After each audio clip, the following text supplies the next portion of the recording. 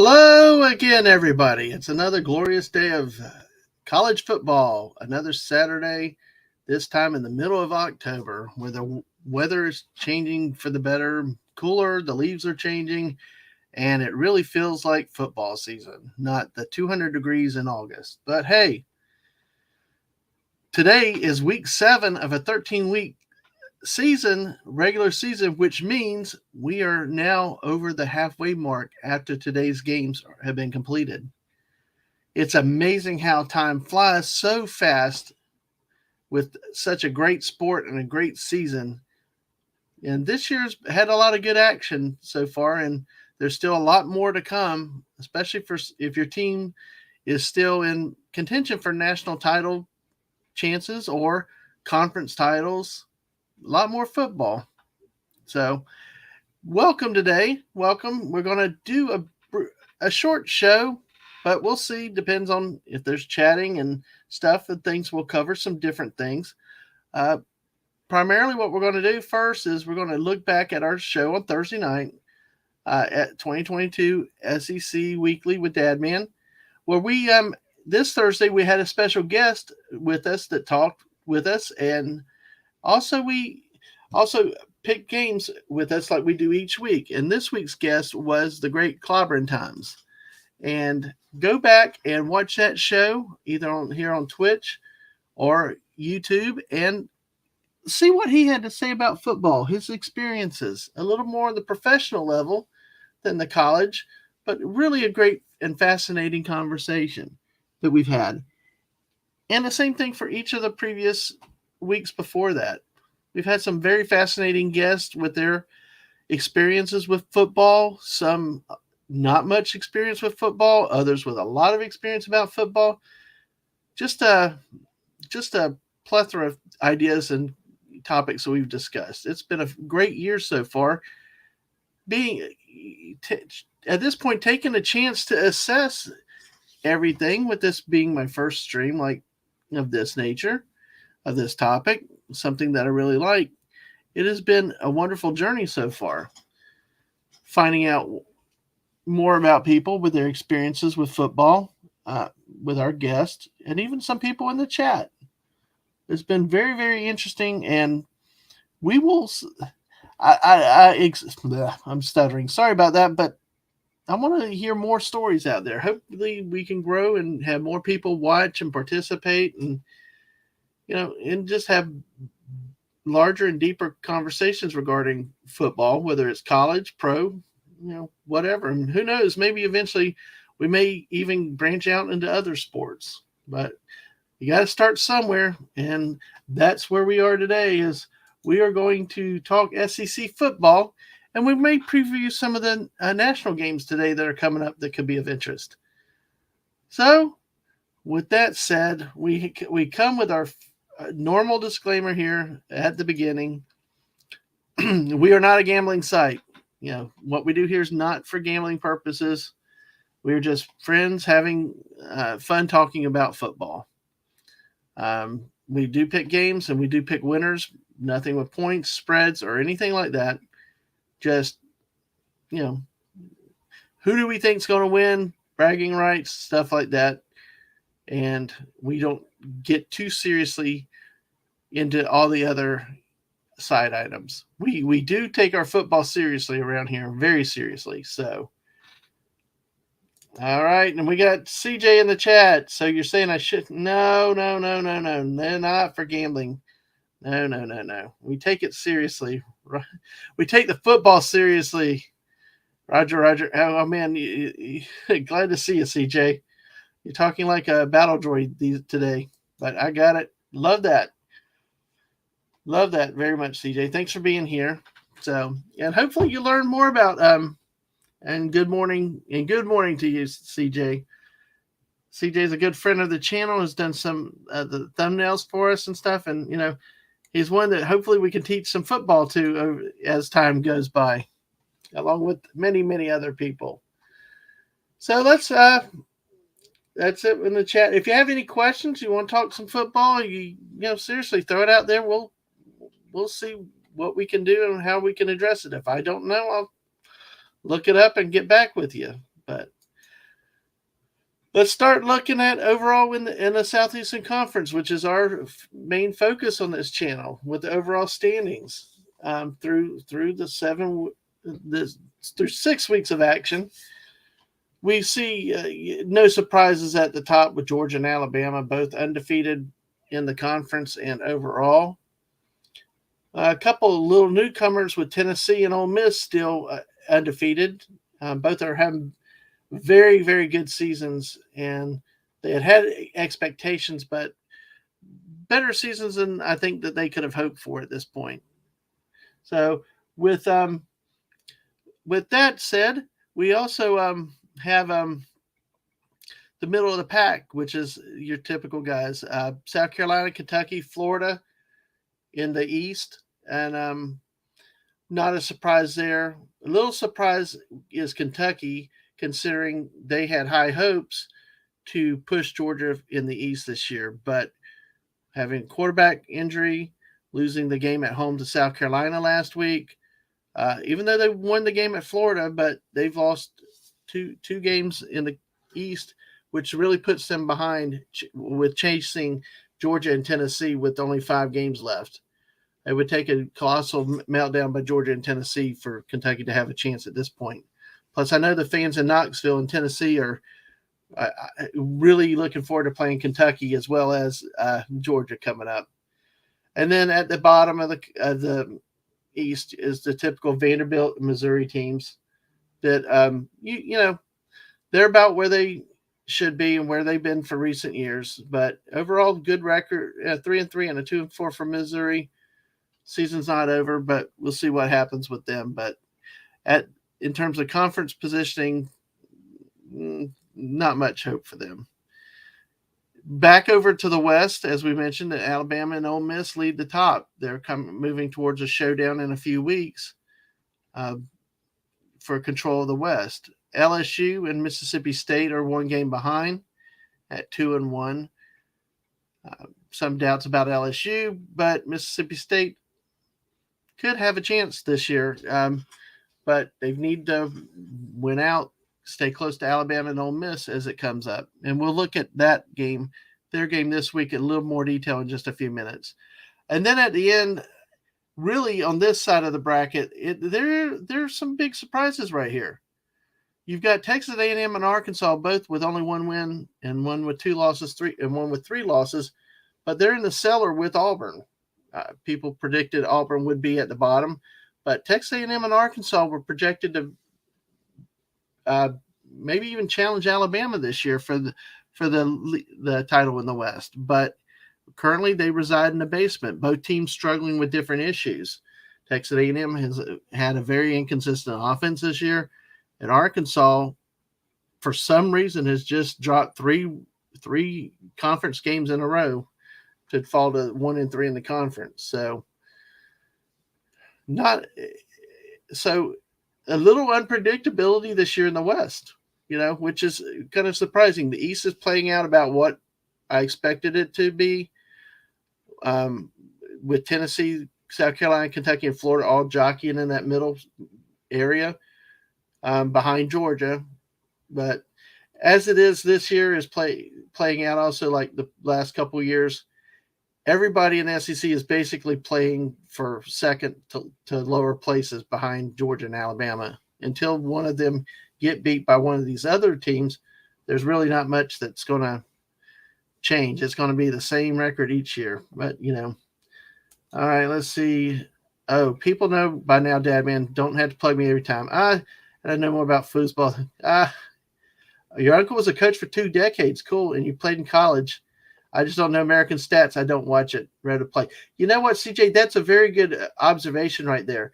A lot of people that that have played the game, don't either care about watching it later down the road. And, some do, but a lot of times there's that player instinct. You play a game, you don't want to watch it or talk about it. You want to play it, Nothing like getting stuck on the bench, and it's really a horrible thing. But, yeah. So, but yes, CJ, okay. I just got to shout you out, man. You've done some good stuff for us, and we appreciate it and things like that. So, looking back at our standings, this is where we go into this week, and we're going to see a few games that could be have significant ramifications this week on these standings. So let's also take a moment and look at the top 25 overall in the AP poll. Georgia is back in the number one spot. Alabama fell 2 places to third behind Ohio State. No real surprise there. You've got the top 11 teams all with no losses. So there's a lot to be shaken out in the next few weeks as teams play each other more in the conferences. You'll see some movement in the poll here. The SEC has 4 teams in the top 10 with Georgia, Alabama, Tennessee at 6, and Ole Miss at number 9. Then we've got Mississippi State and Kentucky in the back half of the top 25. Excuse me 1 second. So in looking at national teams of interest, you've got Ohio State second, Clemson and Michigan 4th and 5th. So the top 4 really are the same teams that have been in there the last 10 years. Michigan has just in the last couple of years seemed to turn a corner and are now there consistently in the top 5. So really the top 5 is no surprise. What is surprising this year is that you've still got Tennessee and USC moving up closer, and Oklahoma State is there, but Oklahoma State usually will have a loss later in the year that wrecks their hopes. Ole Miss and Penn State and UCLA are up and comers too that have not had a lot of success in recent years, but they're within striking distance, depending on how some of the games play out around the country and if they can win out. Pac-12 is represented with UCLA, I call them UCLA, Oregon, and Utah at number 20. And we can see the Big 12 and Big 10 with a presence throughout the poll. Some of the other teams of note in here that are interesting that have not historically been in the top 25 in the years is Syracuse at 5-0 and Kansas, a team that had lost games and not won a game in several seasons a few years ago, and even though they lost last week, are still at number 19 at 5-1. And then Kentucky. So it's a really balanced top 25, but with the various teams in the leagues. But it's at the top, it's the same. It's the same. No changes there. The same teams that are involved. So let's look at this week's games involving SEC teams.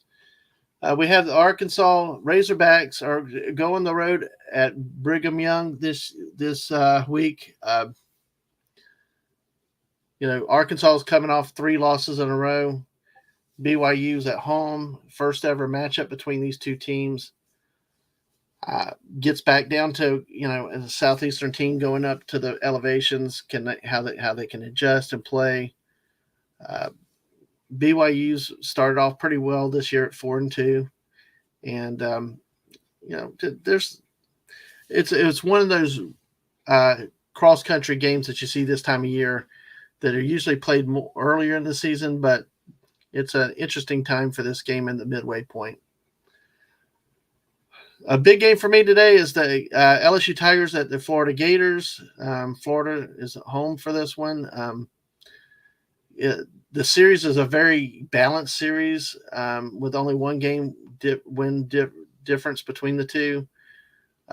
This has become a heated rivalry over the years.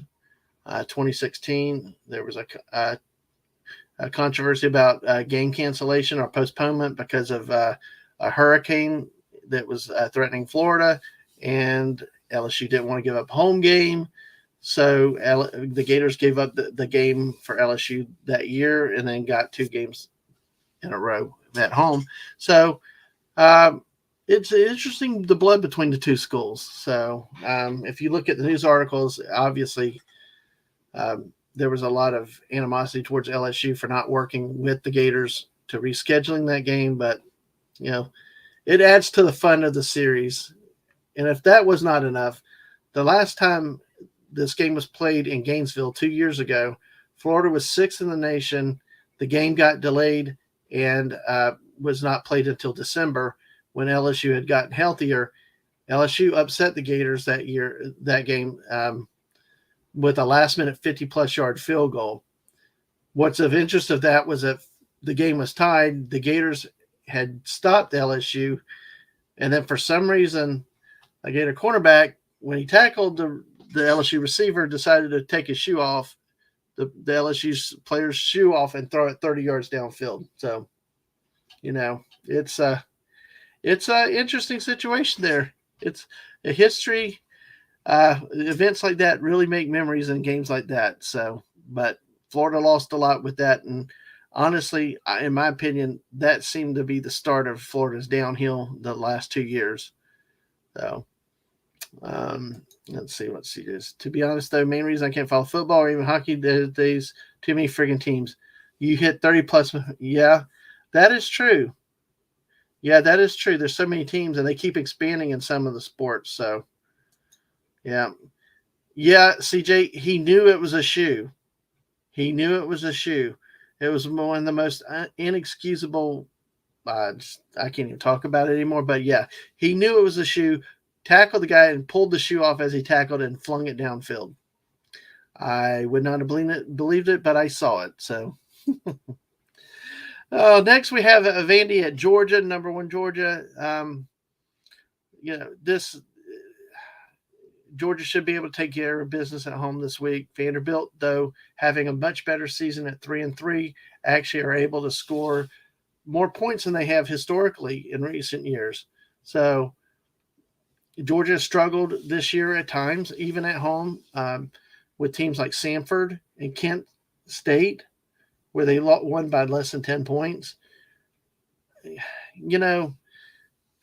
If a day like that happened with the Dogs again, where they're struggling with a team, and Vanderbilt happens to be able to generate some offense, you never know what could happen, but it's not likely. But, at least Vanderbilt might be able to make a bowl game if they can win a couple games in the conference. Remember that Vanderbilt has not won a conference game in 2 years. So there's a lot to be left for Vanderbilt and how they will do this year, But by far, they've had a much better year than they had the last 2 seasons. The next game is Mississippi State. The Bulldogs go on the road to play Kentucky. This is a huge game for both teams. In Mississippi State's case, they've lost one conference game to LSU, so they're a game behind both Ole Miss and Alabama for control of the Western Division. A second loss here would pretty much take out any chance that they have for winning the Western Division this year. Kentucky needs a lot of help. Already with 2 conference losses, losing this game would definitely cement their a disappointing season for them when they had high hopes of challenging Georgia this year in the East. So this could be a good game to watch. Will Rivas, the Kentucky quarterback, will be back. So they'll be back to full strength, see what happens. Will the air raid offense for Mississippi State be the same on the road as they are at home? We'll see what happens with that game. But that would be a good game to watch too, of interest to see how that plays out. Auburn at Ole Miss. Auburn is Auburn with not much offense, very inconsistent play. Ole Miss last week flipped the tables and went from primary running to overwhelmingly passing offense. So, which is more of a Lane Kiffin type of team. So, this probably will get ugly quickly, but we will see what happens, as in all these cases with this game. And finally, the big daddy of them all today, a game that has national implications as well as implications in the SEC. Even though it's a game between a West and an East team, it still has significant impact in the conference standings. A loss for either team puts them a game behind the team that they would be chasing. In this case, Tennessee, if they lost, would be chasing Georgia. Alabama would be chasing Ole Miss. So it's a huge game from a standing standpoint. Also, it's a huge game from bragging rights. This is a long-standing rivalry. Um, as I mentioned before, in the SEC scheduling, they have one fixed annual opponent with the other side to keep rivalries together. In this case, Alabama is a common opponent they play every year from the East is Tennessee. I know the people in Knoxville, they were excited for the Gator game a few weeks ago. They're really pumped for this one. Hopes are high up there to, can they actually beat Alabama finally? Alabama's won 15 games in a row. So, like similar to the Florida situation where Tennessee has been out of the competition for so long, but this is a new year and it's a big game at 3:30, a nationally televised game. So definitely the game of the week nationally and conference wise. So looking at our picks, last week I was 5-2. My buddy Jen X was 3-4. Overall, as you can see, our history of pickers between Mrs. Dadman, Squeak a Mouse, Mark D with a C, Culture Casino, Rambling Canuck, and then with Jen last week, I'm 50-12, and the guests are 41-21. So this week, our guest was clobbering times. So we'll look at the result, what we picked this week. So starting off, Arkansas at the BYU. Clobby took Arkansas. I took BYU. I think the elevation and BYU being at home, and then Arkansas having lost 3 in a row, just it spells disaster for the Pigs. But who knows? Stranger things have happened. And then we actually agreed on all the remaining games. So this week it's kind of a not much drama here coming down to it. Well, we both took Florida to beat LSU. I mostly because of Florida being at home, but then again, as I mentioned, 2 years ago, Florida lost the game at home when they were 6th ranked team. And what Florida team shows up? Is it the one that scored 30 against Tennessee and threw for 400 yards, or is it last week's team that scored 17 offensive points against Missouri and threw for 66 yards? I don't know. And, so I could see LSU actually winning this game, but the picks are for the Gators, so we'll see if they take care of business. The next game, Vanderbilt at Georgia. Well, we both take Georgia. Again, and to me, and this is one of the cases that if you wanted to look and nitpick with Georgia, how they struggled at times, even at home, to try to pick against them, this is not a good week to do it because historically, when that happens, they turn off. The big dog turns on the gas, and it can become ugly. So we'll, if Vanderbilt somehow manages to put it together, then you got a real good season for Vanderbilt. But I wouldn't expect it today. Mississippi State at Kentucky.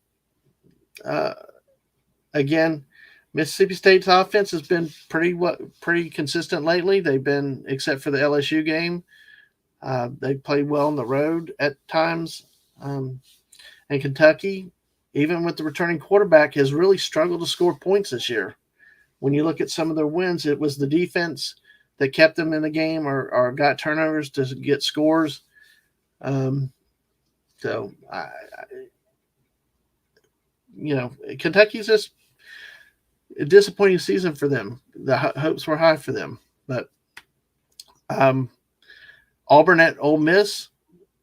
Well, we both took Ole Miss. Auburn has had too many ugly wins this year already and really doesn't seem to have enough offense to do much. And then Ole Miss, with Lane Kiffin, has a pretty powerful offense that Auburn will not be able to keep up with. And then the big game of the week, Alabama at Tennessee. Well, we both took Tennessee. As much as it pains me to pick Tennessee, and normally I would pick Alabama because I believe this in the I'll see it, believe it when I approach with. It's easy to pick against the big teams and want to pick upsets, and Clemson Wake Forest earlier this year is an example of that. But there's just too much about this Tennessee team that I've seen and watched in their games, and their coaching. They actually have a good coach that's solid and can make adjustments and does not get too emotional and keeps us focused. It's really a different Tennessee team than it's been there in many, many years. And so I do think that they'll pull it off today. But again, I wouldn't be surprised if Alabama just comes out and runs away with it too, because they're Alabama. You don't know. Bryce Young is supposed to be back, but even then there was the road trips to Texas, and that where they struggled offensively. So we'll see on Rocky Top tonight. It's either going to be a lot of crying or it's going to be a hot time tonight on good old Rocky Top. But and if any fan base deserves success, it would be the people up in Knoxville. They're good fans. They love their college football, and they've been through a lot in the last close to 20 years. It's good to see some success for them. Although I hope not too much success, because then that means probably bad things for the Gators, which I don't like. Well, with that wraps up the SEC part. I just want to take a couple minutes while we're here, just talk about some of the national games, not in a lot of detail, just indicate what other games of interest that could be out there, starting at the noon in about half an hour at noon. Probably the biggest game outside of Alabama, Tennessee is the Penn State is on the road at Michigan. It's a big conference game for them. It has now national ramifications. The winner is Penn State for real. Is Michigan going to hold at home? Who knows? But that has a huge ramifications in the Big 12 also. Big 10 conference, yes. And then Auburn and Ole Miss kick off at noon also. An interesting game of a little bit of oddity that normally you would never talk about is in the Big 12 at noon also, where Kansas is ranked 19th playing at Oklahoma, who is unranked. The oddity is that Kansas is ranked and Oklahoma is unranked. How the tables have turned with that one. But that's a noon kickoff also. That could be of interest. Can Kansas actually beat a big team like this? Even if Oklahoma's down, it'd be still a big win for the Kansas program.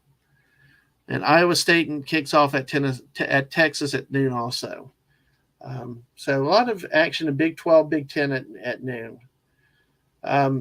Looking down through the rest of the schedule, we got Georgia, Vanderbilt, and Alabama, Tennessee at 3:30, as I mentioned before. Oklahoma State is at TCU at 3:30 also. TCU beat Kansas last week. They're 13th ranked. Oklahoma State's on the road. That's a battle for top 10 positioning there. NC State, North Carolina State is at Syracuse at 3:30. Really, there's a lot of just not that many great matchups per se, but just some normal. You got to get them out and grind it type of conference games. This week, probably Clemson. You go to the nighttime block. 7:30, number 4 Clemson's on the road at Florida State. That's a 7:30 game on ABC. FSU's better than they have been. People earlier this year were writing Clemson off. They seem to have righted the ship. But the Seminoles, for real, can they stay with Clemson? That could be a fun game to watch too, especially at Doak Campbell Stadium. 7:30 also is a Mississippi State at Kentucky game. Tonight on NBC is Stanford plays at Notre Dame. I mean, neither one are ranked. It looks like an average year for both teams, but that's one of those cross-sectional rivalry games. A lot of history between Stanford and Notre Dame to watch. At 8 p.m. tonight, USC is ranked 7th, plays at Utah, 20th ranked Utah. Um, the Utes are there, and can they make up for a disappointing season? They're another team that had some early losses that set them back. They had hopes for Pac-12 title and possibly national championship playoff aspirations. Lose to Florida at the beginning of the year and lose another game in the conference. But can they play spoiler to USC tonight? That could be an interesting game to watch. The last game I'm going to preview, or just not really preview, but just mention of note personally, is the Washington State plays at the Oregon State Beavers. Go Beavers!